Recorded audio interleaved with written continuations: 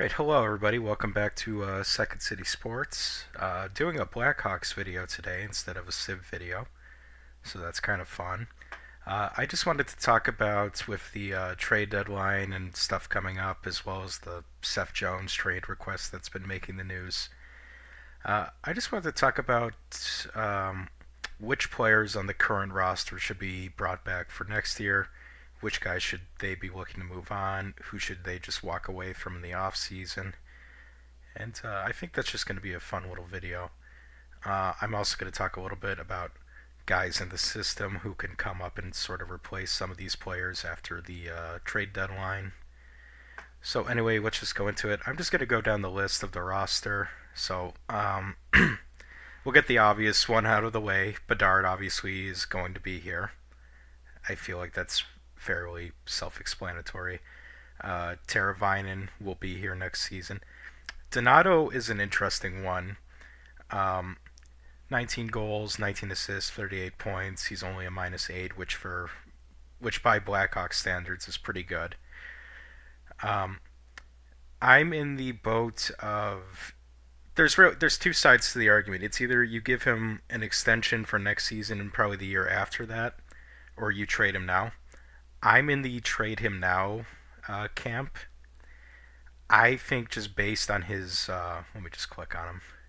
Based on his career history, 30 points, 27 points, 31 points, 20 points throughout his career. I think this season is just a blip. Like, this is the most productive season he probably will ever have. A lot of that is due to playing with Connor Bedard. I think you trade him now while his value is high. You try to get probably a second round pick for him if you can. And I think you just move on. Don't get me wrong, he's been very good this season. He's one of the few Hawks players who I think is still putting in an effort game by game. But I think he will be moved on, and I think it will be the correct move long term, even if it's unpopular at the moment. Bertuzzi, Bertuzzi's going to stay here. I think his stats don't really tell the full story. I think when he's on a line with Bedard, he's a very good supporting piece for him. He can forecheck. He's not afraid to go to the dirty areas around the net, get rebounds, stuff like that. I didn't realize he was a -30. That's kind of funny, but yeah, I think Bertuzzi definitely should be here next season. I think he's a very good line mate for Bedard. I don't know why they haven't been playing together recently. I get that they had a little bit of a cold stretch before the Four Nations face-off, but I think he's a good line mate for Bedard, especially if, let's say, they sign someone like a Mitch Marner. I'm not saying they're going to be able to get Mitch Marner, but if they did, I think Bertuzzi with Bedard and Marner would be a very, very exciting line combination for Hawks fans. So that's enough about him. Seth Jones, I think they should trade Seth Jones before the trade deadline. When a player says that they don't want to be here anymore, I think it's always just best to just move them on instead of trying to change their mind. They're going to have to probably retain on some of that contract unless they can find a third team, but I think it's best for everyone involved if he's not a Blackhawk by March 7th.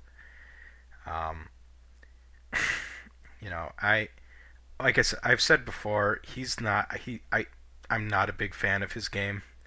I think he's a very average defenseman who just happens to be able to play a lot of minutes on a bad team. But I think on a contender he could do very well for that team. So I think it's just best for all parties if he moves on. One thing I don't understand that the Blackhawks are doing, he's still playing like top pair minutes with Martinez. That is ridiculous to me. Alec Martinez, I think, is 33 or 35 years, somewhere in that range. He probably will not be here next season. We'll get to him in a minute.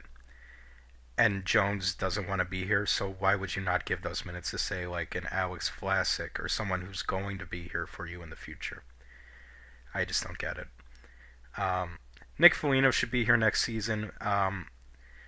Look, Nick is not a great player by any stretch of the imagination at this point in his career. He should probably be like a fourth line player. But he's a good leader. I like him for the locker room, and yeah, I'm fine with him sticking around for another season. I don't want them to re-sign him after that, but I think having him on the roster for another year definitely won't hurt them too much. He could play third or fourth line minutes, be a leader off the ice and stuff, be in the community. So I'm fine with them keeping Nick Foligno. Vlasic, obviously they signed him to I think it was a 6-year extension last offseason. He's going to be here long term. He's already a great player. I would have him on the first defensive pairing already, but they insist. They insist upon Seth Jones on that line. I don't get it. Mikheyev, I think Mikheyev's contract is up after this year. I think it was only a 1-year deal, but I would try and keep him. He's nothing special, but he is a solid third line player. He works hard. He's a really good skater too. I've noticed and stuff. So I think you can definitely keep him around for another year, just as like a depth player. Dickinson they should keep unless they get a really good offer for him. The offense has been really disappointing because he was a little bit better last year. This is like the main reason why I was saying they should trade Donato, because if you look at his stats last year, he was a 22 goal scorer. Yeah, only 13 assists, but 20 goals on a team as bad as last year's Hawks, and he was a +4. This year, the numbers are back down to earth. Only 7 goals, 9 assists. He's a -7. Um, but still, he's okay. He's a good defensive player, penalty killer. I don't like that they play him a lot on the second line because he just isn't a top 6 center, and I would rather them give those opportunities to younger players and see if they could fit into that role. But I'm fine with keeping him on the roster to be a solid defensive player for right now. Uh, Lucas Reichel, I hate the way that they deploy Lucas Reichel. I think it's such crap. He could be so good on this team if they would just let him be the second line center, and they gave him a couple of wingers who could skate. Like, if you had a line that was Reichel as the center, Nazer as the right winger, and Slaggert as the left winger, that line would work so well if they just gave it a few games to kind of gel. And they for some reason they love stapling him next to Craig Smith and Pat Maroon. I would definitely keep him. I would be I wouldn't be surprised though if they trade him. I think it has more to do with like the fact that he was not drafted by Kyle Davidson. He was drafted by Stan Bowman.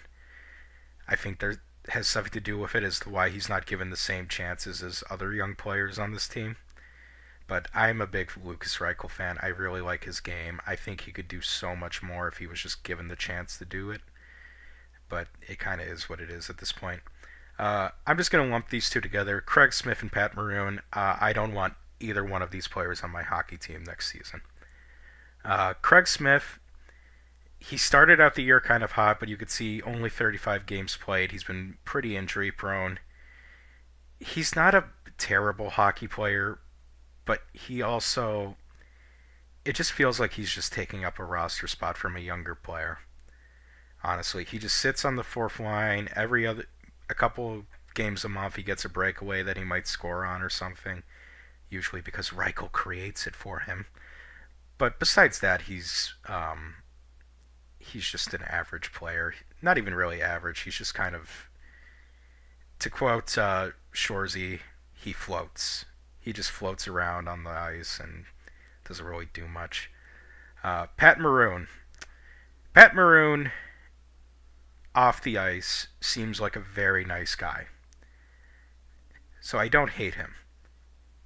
On the ice, however, is another story. He's slow. I said in a group chat the other day, he skates as slow as Tree runs. Like, he cannot skate worth a damn. And he's not, like, for a guy who's supposed to be this physical, power forward, grindy type player, he doesn't really do it that much. He just kind of, like, he floats. That's a good way to describe a lot of the veterans on this team.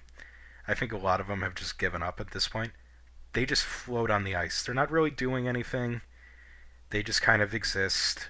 They do their shift, they get off the ice, and that's it. I don't want to see him on my team next year. I'm sure he's a very nice guy in real life, but he doesn't need to be on the roster. Connor Murphy, I would try to move Connor Murphy on. If we click on him, we could see his career stats.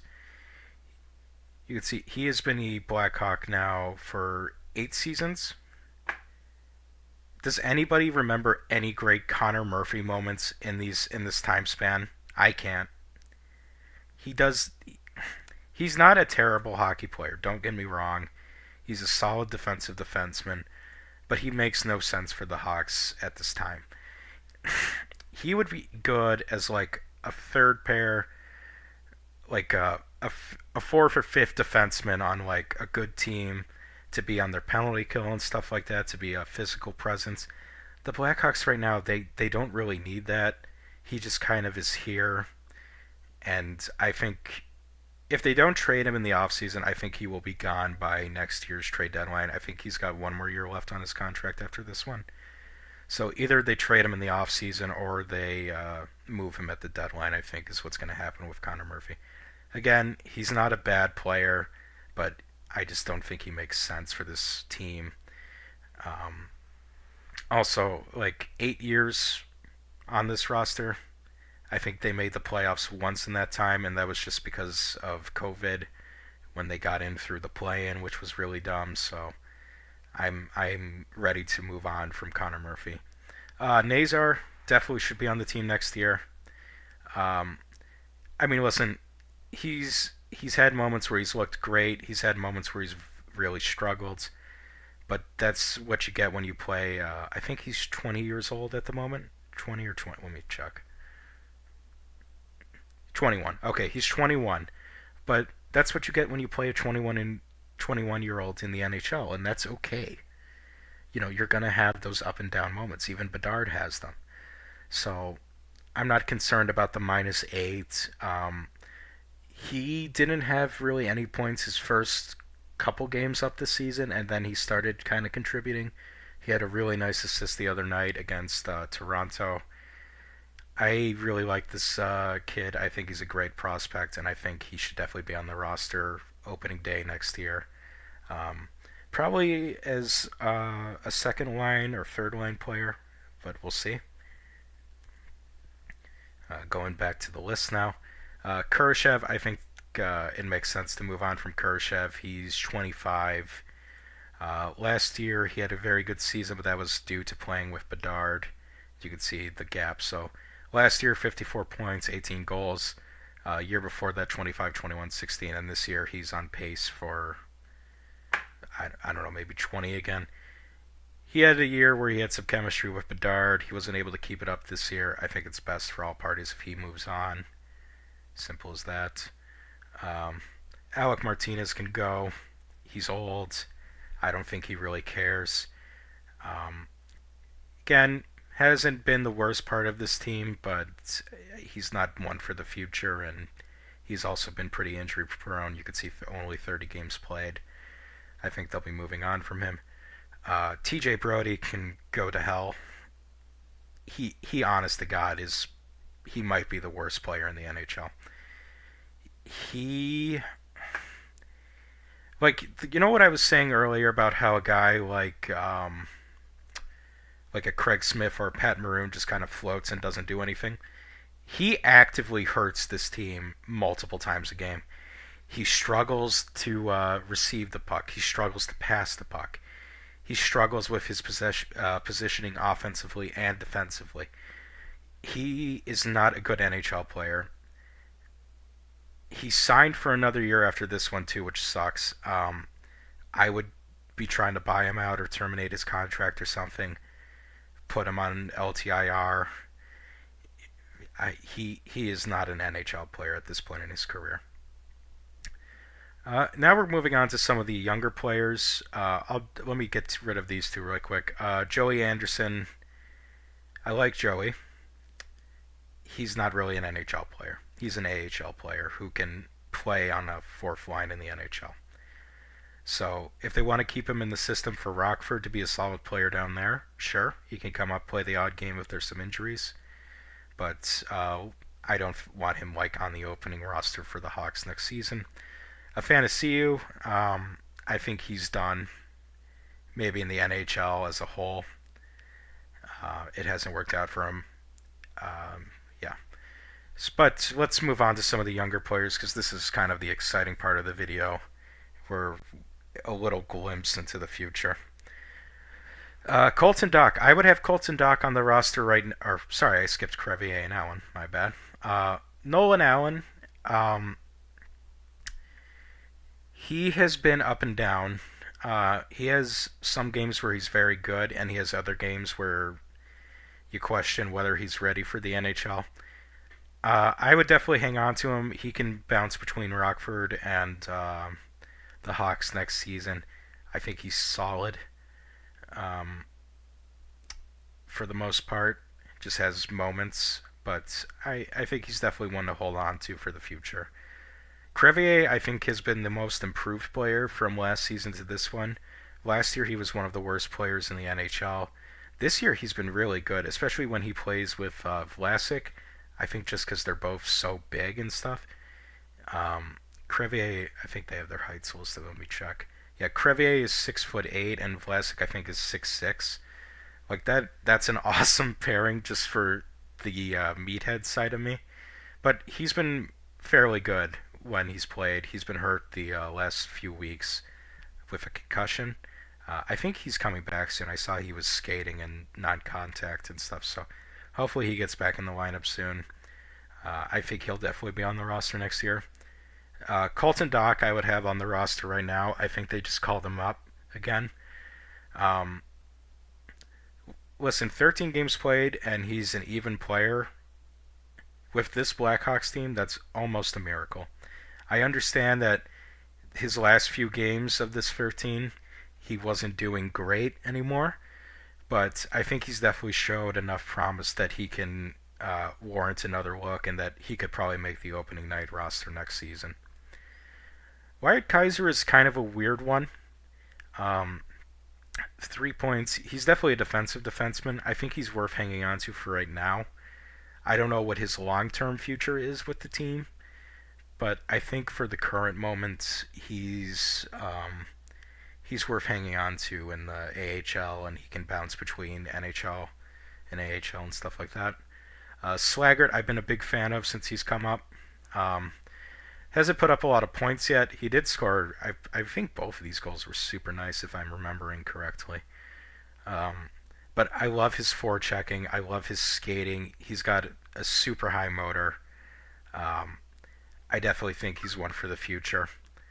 A little bit old. He's a little bit older of a prospect. You can see 24 games played in the NHL. He's already 22 because he graduated from Notre Dame. He did all 4 years and stuff. But yeah, I'm a big fan of this player. I think he's going to be very good for the Hawks for a long time. So, Ethan Del Maestro, he's been pretty good since he's been called up. Only 7 games, so very small sample size, but just looks solid. He does some things with the puck that seem creative, and if he had better players around him, I think they could actually lead to like goals and opportunities. I think he's a good player to keep an eye on. I don't know if he'll make the opening day roster next year, but he should be pretty solid in Rockford. Korchinski, I think he will get another look at some point this season. 9 games played, -5, no points, but the stats kind of are misleading on that one. He was playing like third pair minutes, and he did fairly well for the most part. I'm sorry. I definitely still have a lot of faith that he's going to be a great defenseman someday. I think the problem Korchinski faces is that the rest of the roster just isn't very good, and that kind of hampers his ability to be an offensive defenseman a lot of the time. But I think in the future he'll be a great player. I think Rockford's done a lot for him this season. He looks much improved from last year when he was a Blackhawk, so definitely excited for his future. And then moving on to the goalies, Mrazek, I think they can honestly try to move on from this offseason. Or maybe you just keep, yeah, because they have hopefully Prasad next year will be playing and stuff. I don't know what the deal with him is, but I think Soderblom has definitely taken over, which is really funny considering last year Soderblom was public enemy number one among Blackhawks fans, but he's been very good this season. Mrazek's definitely been pretty bad, but it is what it is. And Comesso only 2 games wasn't really impressive. So those are all the guys that have played games for the Blackhawks this season. And then we're just going to take a quick look at the at elite prospects so we can see the farm system. Some guys to keep an eye on. Nick Lardis will be playing in the AHL most likely next season. He is having an insane season in the OHL. 103 points through 56 games. 63 of them are goals. I think I saw he has like 7 hat tricks this year, which is crazy. Um, yeah, absolutely spectacular. I don't know a lot about him. Pridham, I think, is a pretty good prospect. Uh, 42 points in the OHL 39 games. This league, I don't know what this is, but um, Cole Gutman doesn't really matter. Thompson is an okay prospect. Misiak, I think that Mishak or Misiak, I forget how you say it. Kind of an average prospect. Van Acker, I like this guy. I don't know if he will actually be a Hawk or if he might be a guy that they look to trade in a few years, but I think he's a solid player. Um, Brett's, he doesn't matter. He doesn't really matter. Spalacy, I'm a big fan of. Katsarov, I like a lot. Rinzel, I think, will be on the Blackhawks before the end of the season, depending on him and Oliver Moore. I think both of the Minnesota boys will be Blackhawks by the end of the season, and then probably start next year in Rockford. Doc is on the Doc. We already talked about Doc. Green is an okay prospect. Slager, Nazer. Levshinov started the year very slow, but he is definitely improving as time goes on in Rockford. So he's looking better and better. He was the number 2 pick in last year's draft. And then you're kind of getting into all the guys that don't really matter all that much. So anyway, just to finish this video, I would say my big wish list for the Blackhawks is this. The number one thing they need is they need their coach of the future. It could be David Carl. It could be an experienced NHL coach. They just need somebody to come in here and bring some stability to that dressing room that has been missing for a few years now. The second thing they need is they desperately need to find a second line. And what I mean by when I say find a second line is a second line that can actually contribute offensively. Let me go to Tankathon right now. So we have the second best odds for the number 1 overall pick. But if you look at prospect rankings, we need to take one of these 2 players.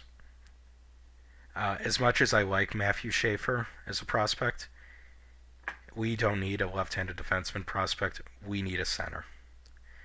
And I think I would personally go with Misa just because of his size and his point-getting abilities. But Hagens, I would be perfectly happy with Hagens as well. They desperately need a second-line center. And they just need to keep improving the roster as much as they can every offseason, because as nice as it would be to be in the hunt for Garrett Mitchell next season, does anybody really want to sit through another year like this where they're just losing and losing and losing and losing, and it gets more frustrating and more frustrating and more frustrating? I don't think anybody really wants to do that. So I'm gonna end the video like this. We'll just sim the lottery. Let's see what they end up giving us. Okay, so we would get Schaefer in this scenario, but regardless, that's gonna do it for this one. I hope you guys enjoyed. Subscribe if you want to see more videos like this. Leave a like, and have a good day. Bye bye.